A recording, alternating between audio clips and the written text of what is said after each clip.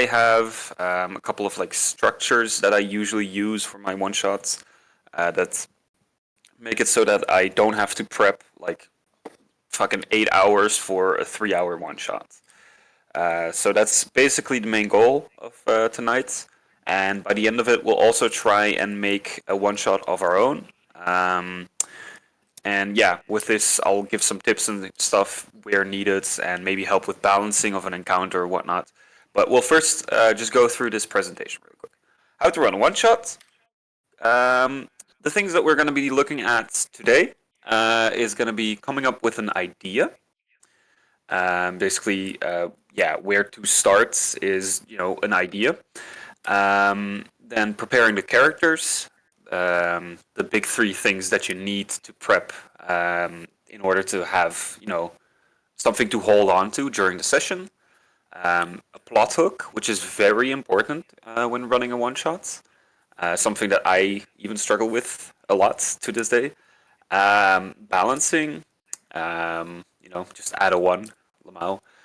And then during the session, some key things to look out for, as well as a bit of a mentality behind the one shot. That last one isn't going to be as concrete as the rest of the points, but I think there should be some wisdom, maybe, to be gathered from that. But let's start off with the first one, coming up with an idea. There's a couple of ways to go about thinking of a one shot. You can basically start from a pre-existing piece of media that you, for example, I did a one shot which is called Housekeeping. A lot of people in this call have also done it. That one shot, which is based off of Monster House. I used a bunch of characters from there and whatnot, but I'll dive back into that a little bit more later. You can also maybe like focus your one shot around a mechanic. For example, I had a mechanic which was basically, it's not D&D. It was my own TTRPG system that I made, like a one-page TTRPG, and it had a mechanic called fear and whatnot. And I really wanted to focus on that and have the story surrounding that fear mechanic. But you can also do the same thing with D&D. It's also very applicable to that. A central vibe. I don't think I have. Well, I've had one shots that were mostly like focused on a vibe, but not so much. A story cliche. One of those which I did was Murder on the Orient Express, but a bit more in my own D&D world. Um, you can also maybe do a supplemental story to the main campaign. For example, if for you say there's a character that you really want to further explore, but was kind of already killed off immediately, or a village, for example, which seemed to really entice your players. You can maybe make a one shot surrounding that. I did one where we were all Jeremys, which were these one-day flies, where the one-shot starts at the beginning of their birth, and it ended with them dying, guaranteed at the end of the day. So yeah, it was very much like a supplemental story, but it can be very fun nonetheless, and it can be a really nice break from the main storyline as well. Of course, if you genuinely struggle with making and like coming up with an idea, you can always ask your players. Your players, they know what they like, and usually if you do something surrounding what they like, they will be heavily invested as well. The thing with the Jeremy one shot, it was also based off of an idea from one of the players from my group, and everybody fucking enjoyed it. One of the best one shots I've given up to date, and also one with the least amount of prep, I'm pretty sure. And yeah, so there's a bunch of different ways to go about coming up with an idea, and yeah, you don't have to be afraid to basically take something and make it your own. You don't have to be afraid to be a copycat. Here's some examples. As said before, the housekeeping one shot that I did.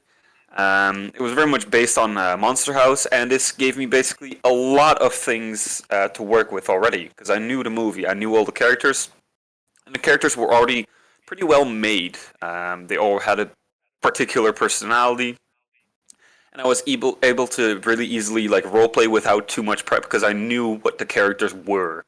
I didn't have to like define them myself. I didn't have to write them myself. I just basically took them and put them in a bit of a different setting. Added some D&D mechanics, added some D&D cliches and whatnot, and it made for a really, in my opinion, a really fun one shot. This is one of the first one shots I've ever made, and it's still up to this day one of my favorites. However, if you do focus on a piece of media, pre-existing piece of media, make sure to not be too, or not, you don't have to make sure, but you don't have to be too anal about sticking to the plot line of Anal. media. Hmm? What? Anal. I knew as soon as I said it that I shouldn't have. Um, but yeah, you don't have to be afraid to change up the story a little bit. And yeah, this the make it like changing up the story. If people have watched the movie or have experienced the piece of media that you're working with, and you don't make any changes, it can sometimes be a bit predictable. But with this as well, usually your players won't mind it. If they're gonna be really, shitty about it, that's kind of on them. So don't be afraid to fuck up on that part.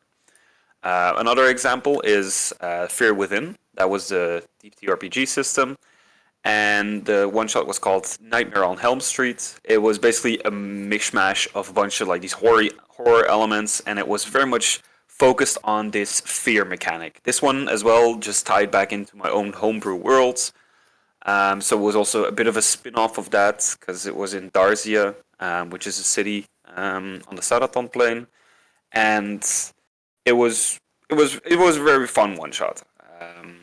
And yeah, the mechanic was really, in my opinion, really fun to work with, especially from a DMing standpoint. Just because it showed a bit more challenge, and it was like the focus was a bit more on the role play side of things, and just you know making it that work that way because there wasn't any combats, or at least not like traditional D&D combat. So yeah, and yeah, like I said, it helped establish that place a little bit better. Um, then once again, I spoke about this before. The trainer I did Dominica. It was a murder mystery. It was very much character focused, which was really nice as well. And yeah, it helps further explore the player's characters. What I mean by this is this was kind of an epilogue to the campaign that was already going on, and I feel like this one shot kind of puts the characters in a different setting, and that really helped like ground the characters a little bit more, or at least in my opinion.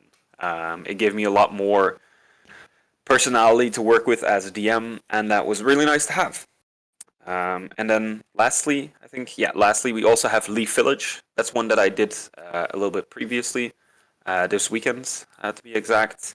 This was a supplemental story. It focused on exploring the backstory of this goofy chain of characters that I made, which were these like living wooden things, like for example the wooden box that some of you guys have already bumped into, or a wooden door that had a very strong personality, very supportive. And yeah, this one as well focused around a bit of a certain central mechanic, which was a siege, and that really helped me also like focus on that a little bit more because sometimes it can be a bit overwhelming. So if you focus on a central mechanic, that already helps take away a lot of the um, like the, the fog in your brain, basically. Um, yeah, and like I said, this is once again establishing a place in the world of mine, and this was also a bit more of an introductory session, but that's a bit besides the point. Then, preparing the characters. This is a pretty important one. Not as important as with a long form campaign, but it can be very important because with, for example, the plot hook, which we'll get to in a minute, it's going to be very important that that is also worked into the background of your characters a bit. Now, you can do this on the spot, of course. A lot of these events, like Facts, Day of Dungeons that we had this weekend, we had pre-made characters with their own backstories that didn't, like, we didn't know what to tie it into, so we just had something, and we managed to do it on the spot. Um, but it is sometimes really nice to communicate with your players a bit more. Now, there is a couple of things that you can do to make this easier, which is set requirements. You shouldn't be scared to set requirements for your players. If you want them to really like basically just tie back into the story that you're creating, make sure that, for example, you give them a letter. That's something I always do. Give them like a letter saying like, oh yeah, you guys are asked for a mission. That's why you're here. Blah blah blah blah, and that helps them tie it back into that when creating their background stories as well. Um, Sometimes one shot is also an excellent way to flesh out people's characters for a long term campaign. For example, where we have a campaign going on right now, people aren't too happy with the characters anymore, or at least they like them, but they don't know where to take them to. So right now we're preparing a couple of new characters for some people, and we're also going to use a one shot to flesh them out a little bit more and see whether or not their dynamic is also really good. Um, One shots, of course, also give a really nice opportunity to mess around with some new classes. And yeah, also something to keep in mind with those requirements. If you're working with new players or unknown players, make sure to check their background a little bit. Some people like to put in their backgrounds, he's a lone wolf type of character, or he's a bit of a dick, doesn't work well with others, this and that. Not great when you're trying to have a one shot where the party works together. Of course, if you're doing like a lawful evil or something campaign, that might work. But in general, it's best to also communicate beforehand, saying, "Hey guys," or "Hey man, I see that he's a lone wolf. He doesn't work well with others. He's a bit stubborn and whatnot. Maybe dial that back a little bit because it's a one shot. We don't have a lot of time for them to warm up to each other, and it can kind of clash during roleplay sometimes. And yeah, it's of course all up to you and them. If you don't mind working with that, that's also totally fine. But don't be afraid to kind of have a bit of a voice in the character creation. Um, you can basically veto some stuff as well if you want, being like, yeah, no, I'm not going to deal with this. Don't be afraid to do that, because it can cause a lot bigger mess if you don't. Um, Fuck, what was this last part about again? The other elements. Uh, oh yeah. Um, Sometimes it can also be really nice because some players struggle with making a character.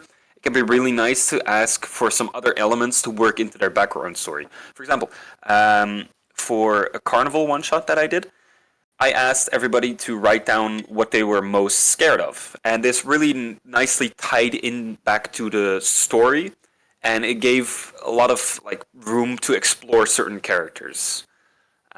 If you do this, you don't have to, for example, do fear or whatever. But if you do something else, it can really like be a nice way to like latch on to that character and make them really feel like part of the story and less like just an onlooker going through the motions. It can really make it feel like, oh yeah, this story is molded around our characters, um, which can be really nice in a one shot and something that I sometimes dislike when other DMs don't do it. Not saying this to anybody that I've ran with recently. No worries. This is all about previous DMs that didn't really do that, or rather refused to do that. But yeah, that can sometimes be really nice as well. Then, the big three to prep. These are really important to basically have a solid preparation. Sometimes people go a bit overboard with prepping, me as well, especially in the beginning, or sometimes also a bit underboard, where we tend to write out the entire story, just basically pre-make the entire story, pre-make all the dialogue as well, pre-make everything, and that can really just lengthen the process of preparing a session, which it shouldn't be that long. I know that if I really want to just have an easy, simple session, I can do it within like half an hour to an hour, and I can have a pretty solid story. Of course, thinking time. I do that in the back of my head. That isn't calculated into that, but just general prepping, I can keep it pretty minimal. In order to do this, something I like to do is focus on three things, which is location, NPCs, and story beats. Um, the last one we'll get into a bit more in a bit, but basically what I mean is sometimes I have overarching plots that I've predetermined, or sometimes I also just have smaller story beats that I want to make sure to include throughout the story to keep it moving. Let's first look at the first one, location. Um, Usually, what I like to do in terms of prepping for a location is write a bit of flavor text in cursive or like bold. That basically, because I know I'm not very experienced and not very great sometimes with describing a scene beautifully or comprehensively at that. I try to write this down beforehand, as it gives me a little bit of an aid. I basically write down like, oh yeah, you enter a room with four doors, like a high ceiling with a bunch of these chandeliers. I make it a lot prettier, the text, but this basically helps me a lot when laying down the foundations for a room. Something I also always do is write down what purpose the location serves. Sometimes it doesn't serve a purpose, doesn't have to, but it's nice to like go fall back on that. Um, Also, write down a couple of things that are present and interactable. For example, if you're in a room and you say like, "Oh yeah, there's some crates, there's like a bit of tripwire there," they like stuff like that. Basically, just write it down beforehand, and then throughout the role play, you can kind of like usher that in. You don't have to say all of these things immediately, but if you have this like list of things that you can fall back onto, it's really nice to have.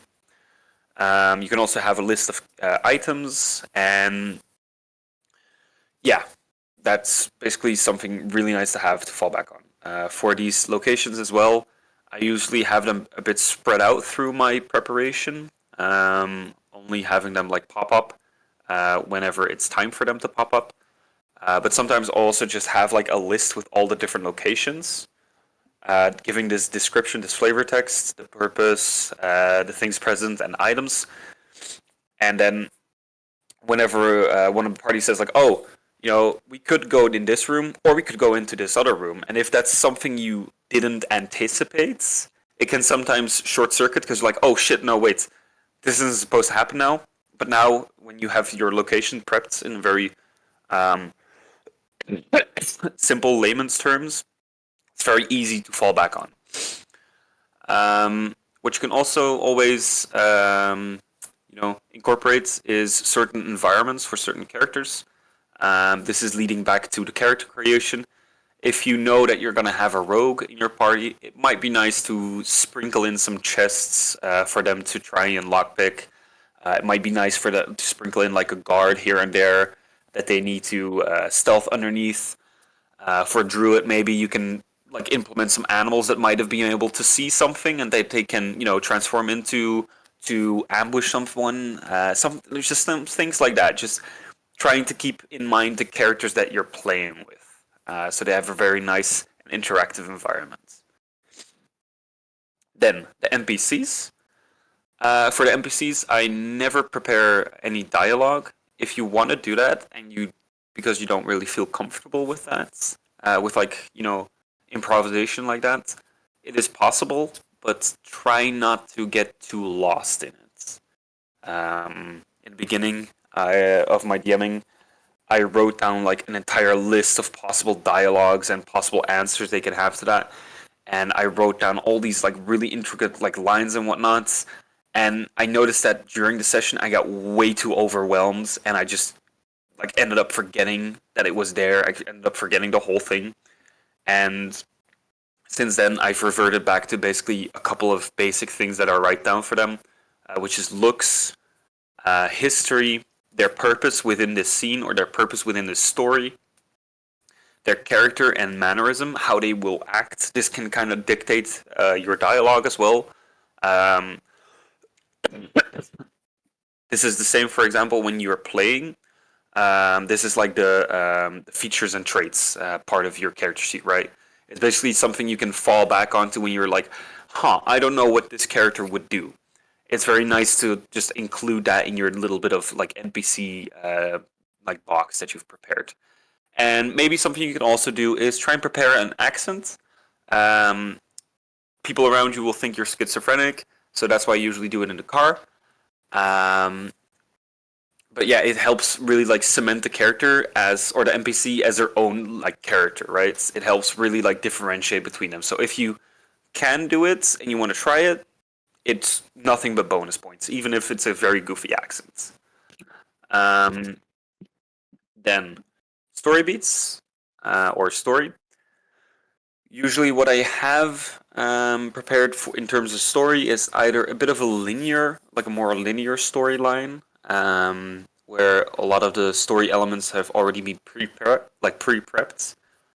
For example, oh, they go on a boat.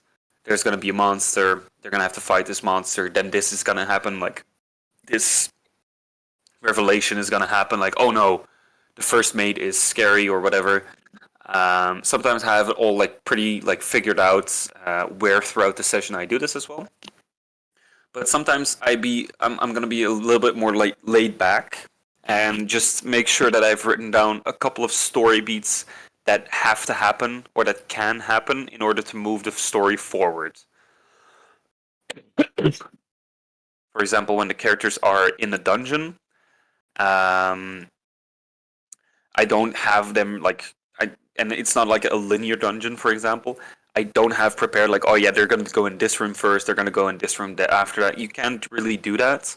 But what you can say is like, oh yeah, um, some guard could maybe appear, or a random monster could appear, or maybe this character could appear here. And it's a lot easier to kind of just pick and choose your moments and just like sprinkle them in throughout the session, keep it like nice, fresh, and moving. Um, Now, of course, you can also railroad, like I said in the beginning. That is also totally fine. For beginner DMs, I definitely recommend this as well. Because if you have just these story beats, it can be a bit daunting and a bit difficult to spread them or like to sprinkle them in effectively. So railroading can be really a good tool for that. A lot of people look down on it, but I think for starter DMs, it's a really good thing to do. Um, then also the illusion of choice. For example, when you're trying to railroad and your players say, "No, I'm gonna go there." Um, halt moving castle is a thing where you basically just say, "Oh yeah, that castle I was over here. Now it's over here where you guys are going." So you can just kind of twist the story a little bit to make sure that they stay within the areas that you've prepared. If you're a bit more experienced or you're a bit more confident in your skills, you could say like, "Oh yeah, no, I'll just make something up on the spot," and that can be a really nice side quest. But don't be afraid to like switch up the layout of things. This can also happen with NPCs, for example.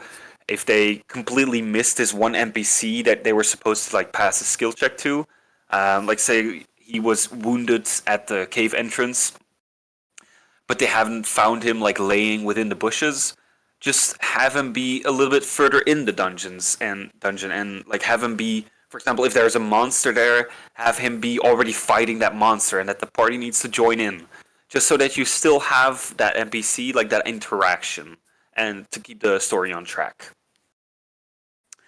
You can also add, and this is something really nice towards timing because I'm pretty good with like timing my sessions. I know that if I want to end it in 3 hours, I'm pretty constantly able to end it within 3 hours. And the reason for this is because I add optional story pieces.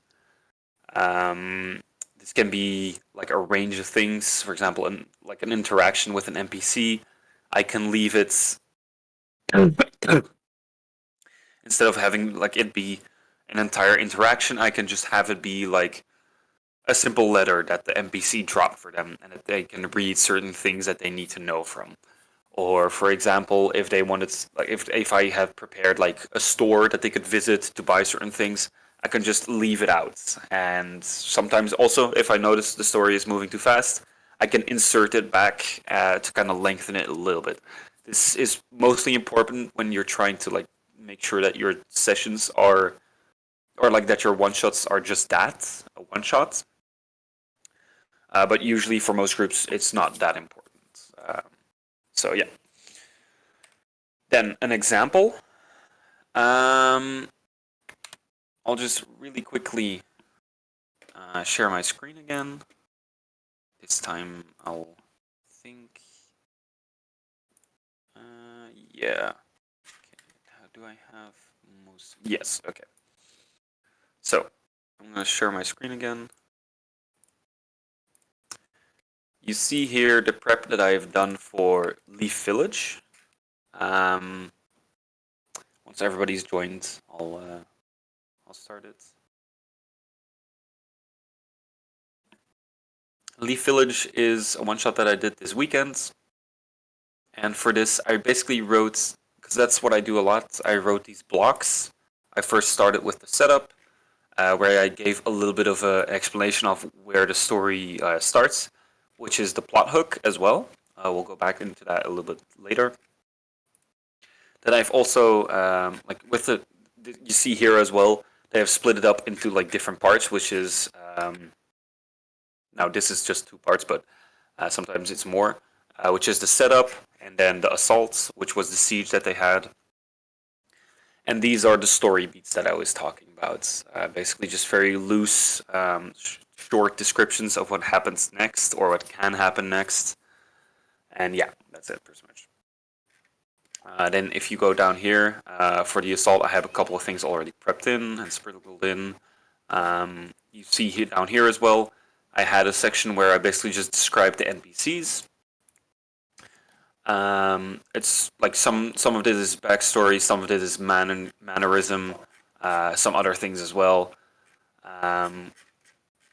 You see here another NPC, and like throughout this text, I have sprinkled in like their motives, their backstory, and whatnot. So yeah. You can also, if you want to have it be a little bit more like overzichtelijk. I don't know what that's in English, but a bit more like structured.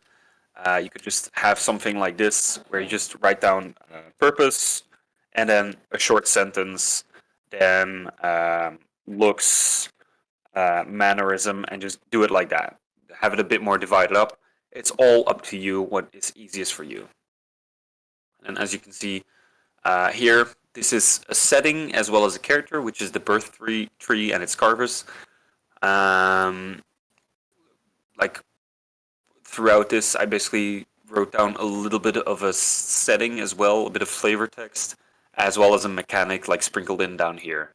So you can see that these are all like really like separated into these blocks, which makes it easier for me to just grab that page and be like, oh yeah, they're running into Mr. Flower Button in this scene. Okay, let me just grab that. Now I know what I'm talking about. And it just gives a much better flow to the session. I have noticed, at least. Okay.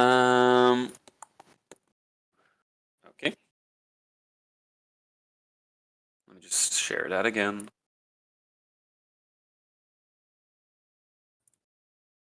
Okay, it's all the way back to this. So click, click, click, click, click, click, click, click, click, click. Okay. Then something else that's really important, I spoke about a little bit before, which is your plot hook. If your plot hook in the beginning is not solid, that can often derail a session really quickly.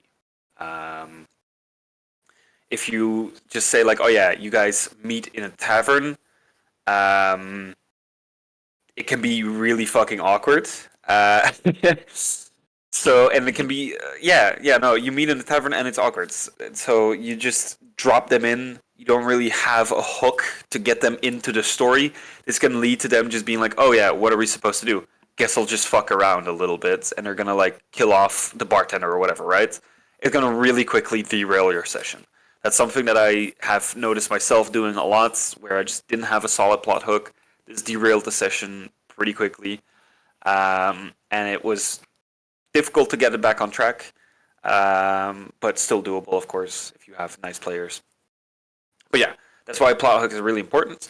Uh, what kind of plot hooks can you use? One that I often use, which is a letter that I write to them beforehand, which also ties back into prepping the characters, uh, which just describes the mission that they were asked to do. For example, in the server, you have the J Lotus Guild, which is a guild within my world. They have a bunch of like adventurers that work for them, adventure parties, and they sometimes get sent a letter describing a mission that they need to do. This also immediately describes a little bit of the setting, a couple of things that they need to prep for their characters, and all that kind of stuff, right? So a letter like this is really easy to just get your characters hooked because they have a mission that they need to focus on, right? Another way to introduce the characters to each other is to basically just say like, oh yeah, you guys already know each other. You've been on missions before, and that just and then just have them like describe their characters. Have them describe a couple of like basic traits that they would know about each other by this time after having done like one or two adventures together, and that very quickly gets you to a point where you can already trust each other, so you don't have like that distrust, like, oh yeah, lone wolf syndrome, right? You're like, no, okay, we already know each other. We can already figure it out.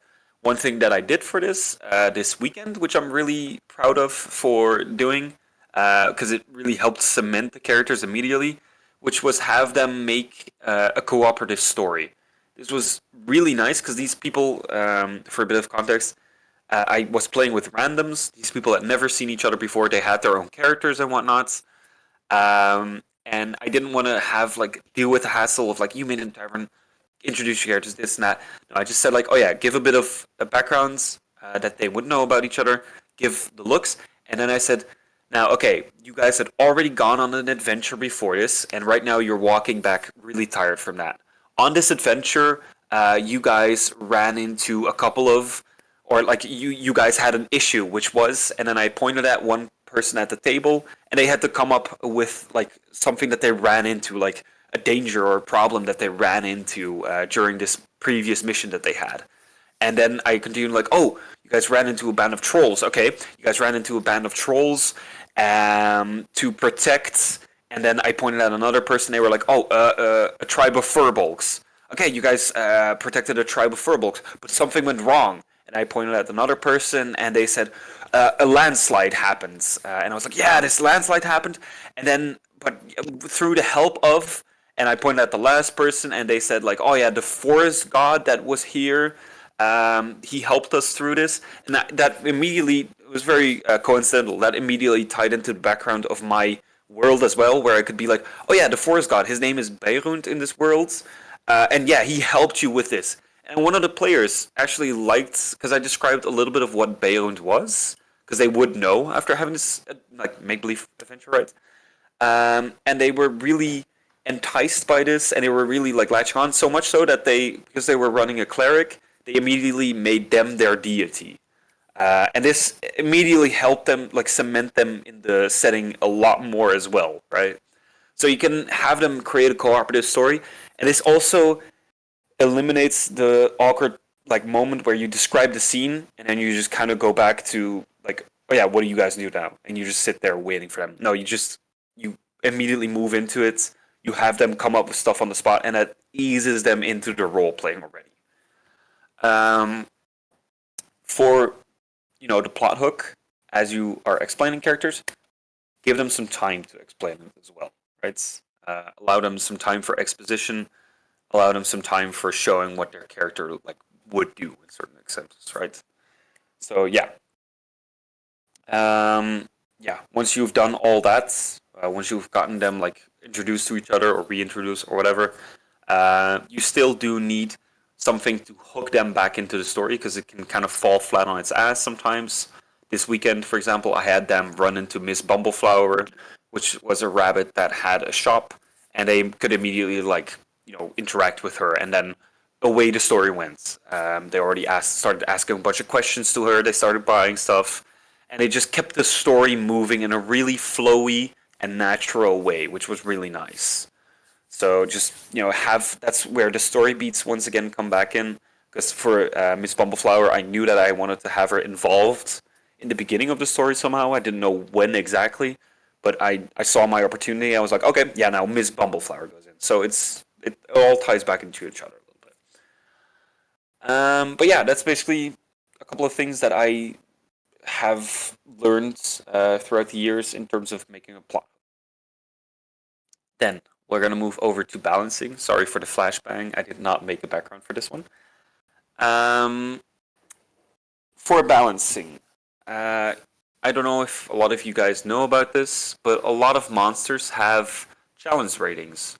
I don't know if you can see my mouse here, but you have on the animated armor beneath damage immunities, condition immunities, senses, languages, you have challenge rating, which is challenge 1 here.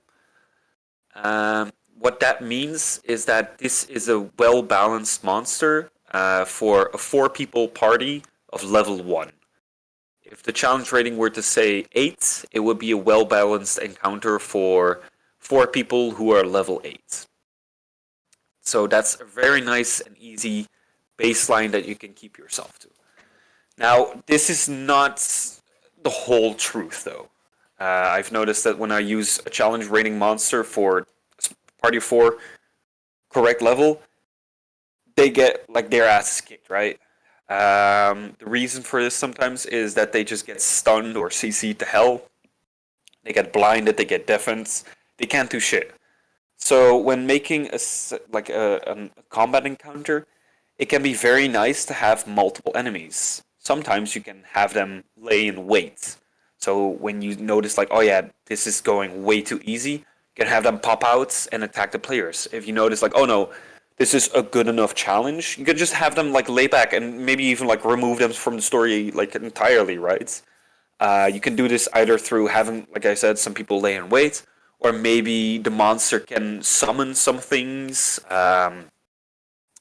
Maybe it can transform, or it can split into two, or whatever, right?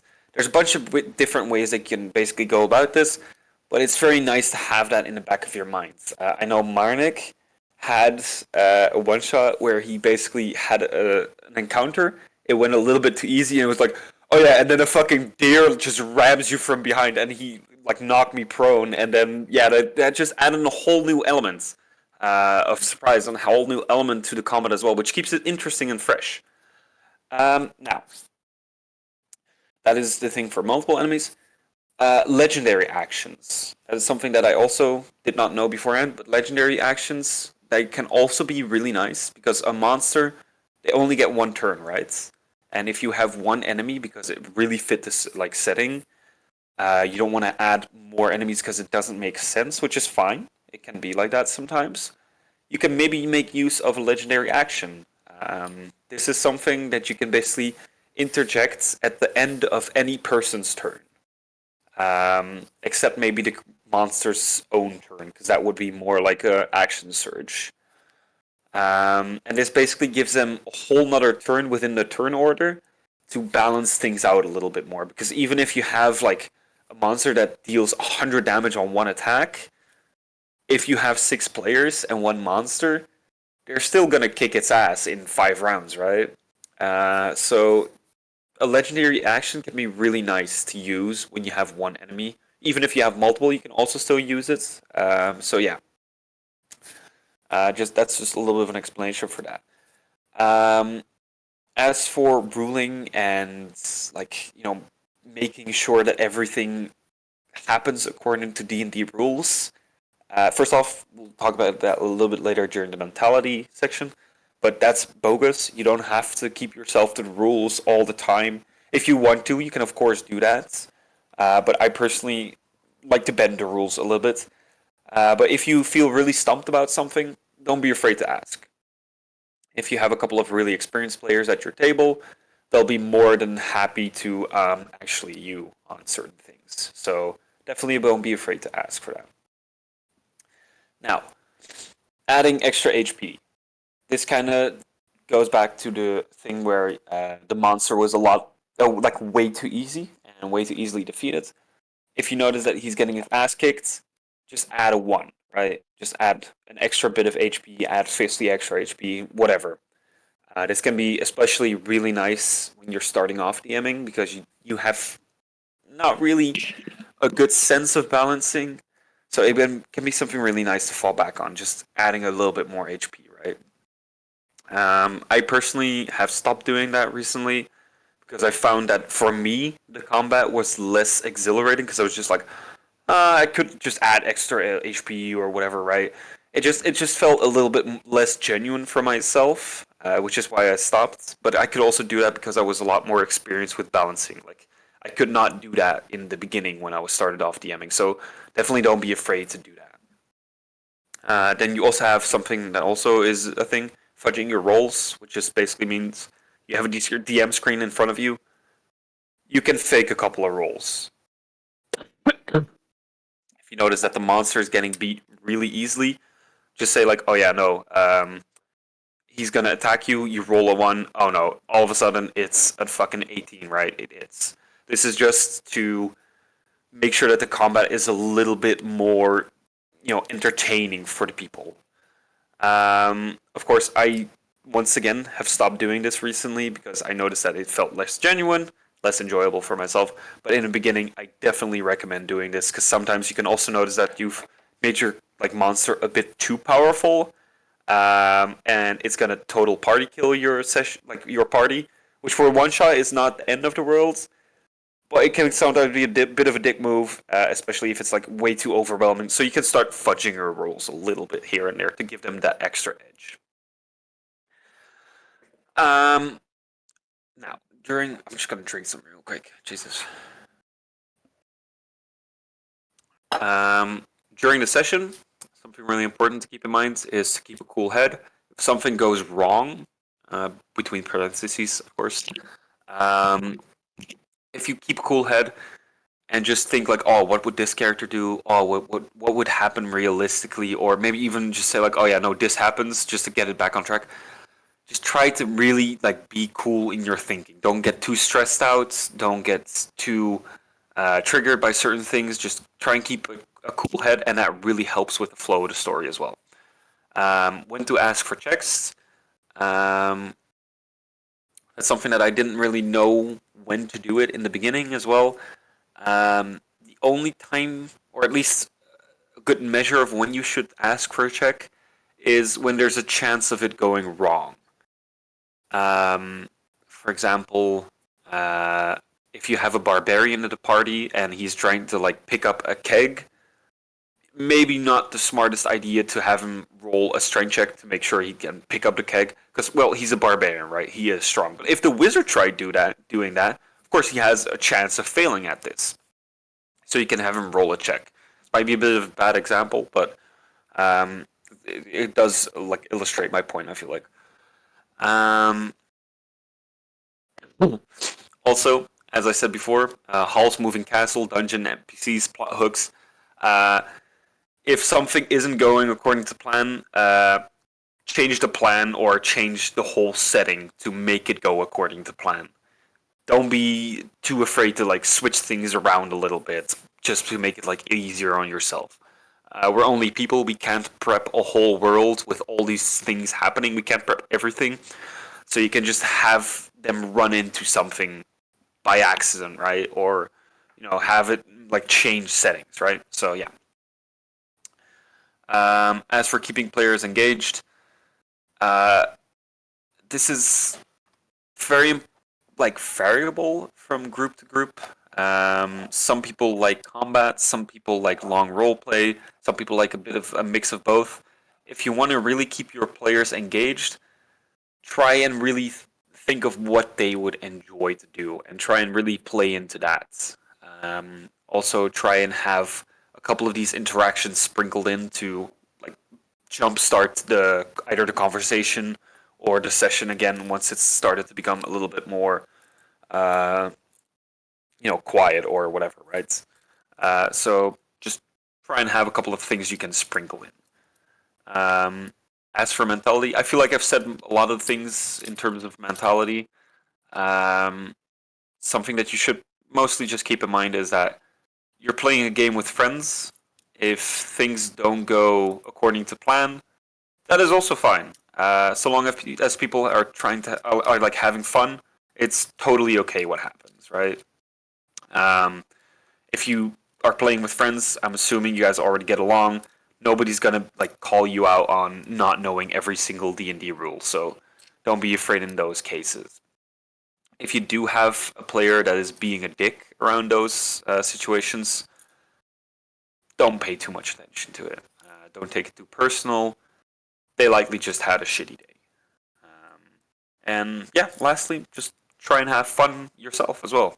Uh, I know that DMing is mostly making sure that your party is having fun, but it's also very important that you yourself are having fun. So keep that in the back of your mind. If you say like, "Oh yeah, I know my players really enjoy combats, but I also really enjoy roleplay," don't be afraid to sprinkle in a little bit of roleplay here and there as well. Just to have your own little bit of fun here and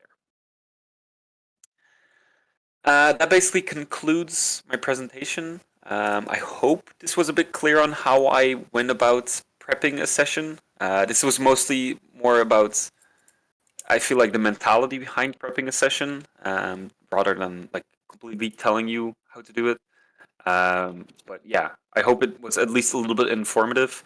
And what I would like to do from here on out is we could go over a couple more of my prep sessions, like a couple of more examples. And then after that, I would like to make a session with you guys. Like everybody make their own session, or we work together on our session. So yeah. I will also be posting a couple of preparations that I've done, both for the Quest for Sulu, like mini campaign that I've ran, as well as the Village. I'll try and dig up my housekeeping session prep as well, and I'm gonna post it in the DM Toolbox channel as well, so you guys can base yourself off of that as well. Now I'm a very chaotic person, so it's gonna be a little bit more difficult to go through those and make sense of my notes, but that's also very important to keep in mind. Everybody has their own way of prepping. No way of prepping is the same. So don't be afraid to stray from the things I've said today. So yeah, that was it. Nico, you can turn off your recording if you'd like.